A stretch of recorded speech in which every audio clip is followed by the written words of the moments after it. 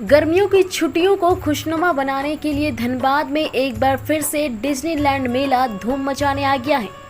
लेकिन इस बार धनबाद वासियों को कुछ खास अनुभव करने का मौका मिल रहा है।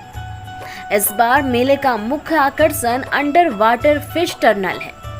इस अंडर वाटर फिश टर्नल के अंदर आपको मिलेगी रंग बिरंगी मछलियों के साथ कई अन्य समुद्री जीव।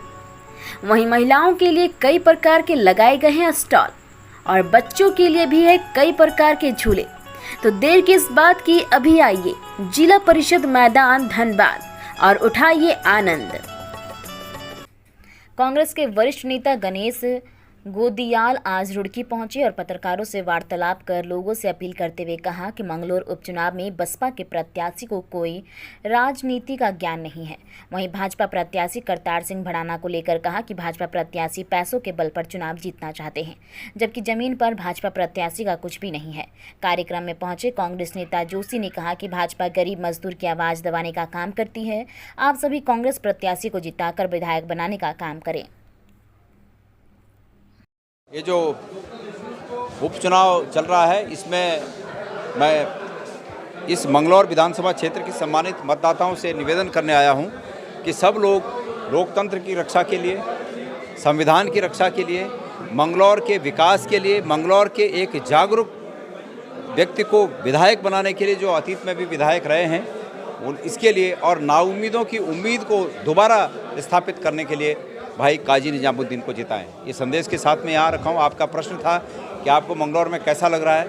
मैंने अपने तमाम सम्मानित साथी जो वहाँ पर अधिकृत रूप से चुनाव के प्रचार में लगे हैं, उनसे वार्ता की, भाई काजी निजामुद्दीन से वार्ता की, अन्य लोगों से भी वार्ता की। जो लोग पार्टी की पॉलिटिक्स में नहीं हैं, आम मतदाता हैं, मेरे परिचित लोग वहाँ हैं, मैंने उनसे भी वार्ता की। तो लोगों का ये कहना है कि निश्चित रूप में काजी निजामुद्दीन जी वहाँ के मतदाताओं के आशीर्वाद से चुनाव जीत रहे हैं। भाजपा काजी के गढ़ को भेजने को तैयार है। हाँ जी, भाजपा क्या साहब के गढ़ को भेजने को तैयार है। भाजपा, मुझे लगता है कि दिन में सूरज रहते हुए भरी दोपहरी में सपने देखने का काम कर रही है। और अगर भाजपा इतनी मजबूत थी तो भाजपा ये बताए कि वो प्रत्याशी अपने मंगलौर के कार्यकर्ताओं में से किसी को क्यों नहीं चुन पाई टिकट देने के लिए। प्रत्याशी के रूप में यहाँ के किसी व्यक्ति को क्यों नहीं टिकट दिया। ये तो मंगलौर विधानसभा क्षेत्र के भाजपा के तमाम कार्यकर्ताओं का घोर अपमान है। जिस प्रकार से बाहर के राज्यों से जो व्यक्ति बाहर कई जगहों पर चुनाव लड़े हैं और वो अब उत्तराखंड आए हैं और सिर्फ ताकत ये बता रहे हैं कि भाई धन बल की ताकत है। तो मैं समझता हूँ कि ये धन बल की ताकत से चुनाव नहीं लड़े जाते, नहीं जीते जाते। इसके लिए अतीत से लेकर अब तक पीढ़ियों से जो इस विधानसभा क्षेत्र के लिए काजी के परिवार का कंट्रीब्यूशन है, लोग उस कंट्रीब्यूशन को ज़्यादा महत्व देंगे। क्योंकि काजी साहब एक राष्ट्रीय स्तर के नेता हैं, साथ में यहाँ पहले पूर्व में विधायक रहे, इनका परिवार भी विधायक और मंत्री सांसद रहे हैं। तो एक अच्छा प्रभाव इनका यहाँ मेरे को देखने को मिला और लोगों में भी अच्छा रुझान है। लेकिन हमें कहीं ना कहीं ये डर है कि जो सत्ता है, जो वर्तमान सरकार है, वो कहीं ना कहीं अपना दबाव बना रही है। वो प्रयास कर रही है निर्वाचन अधिकारी को प्रेशर में लेकर या प्रलोभन देकर। चुनाव आयोग से भी निवेदन करना चाहूँगा कि लोकतांत्रिक तरीके से चुनाव हो और इसमें कहीं भेदभाव नहीं हो, निष्पक्ष चुनाव होगा तो ये हमारी सीट 100% जीतने के लिए तय है। निश्चित है कि ये सीट अच्छे बहुमत से जीतेगी, मेरा ये मानना है।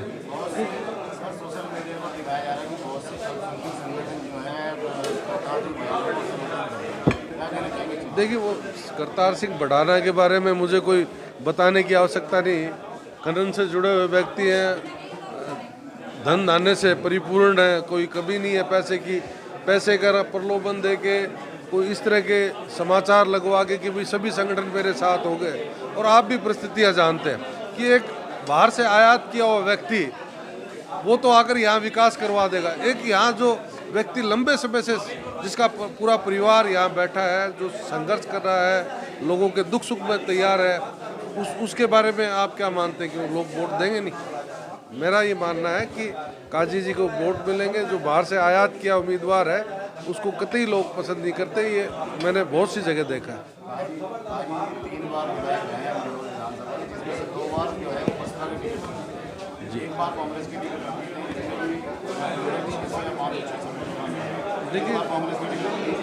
देखो जीतना एक अपने आप में एक बड़ी बात है, और वो 3 बार विधायक रहे हैं, तो लोगों से, जनता से, आवाम से जुड़ाव है, उनका हर वर्ग से जुड़ाव है, जिसके कारण वो पहले 3 बार विधायक बने। और मेरा मानना है कि इस बार भी निश्चित है हमारा विधायक बनना, काजी जी का कोई रोक नहीं सकता। और वो एक सिर्फ आपके उत्तराखंड स्तर के नेता ही नहीं है, वो राष्ट्रीय स्तर के नेता है, जिसका राष्ट्रीय स्तर के नेता का लाभ मेरा मानना है कि क्षेत्र के लोगों को मिलता है। आदित्य जी कह रहे हैं, भड़ाना जी कह रहे हैं कि मंगलौर को बैंगलोर बना देंगे, ऐसा आदित्य जी का भी कुछ है? देखिए, जो जनप्रतिनिधि होता है, जो जनता के बारे में सोचता है, वो निश्चित तौर पे ये प्रयास करता है कि उसके क्षेत्र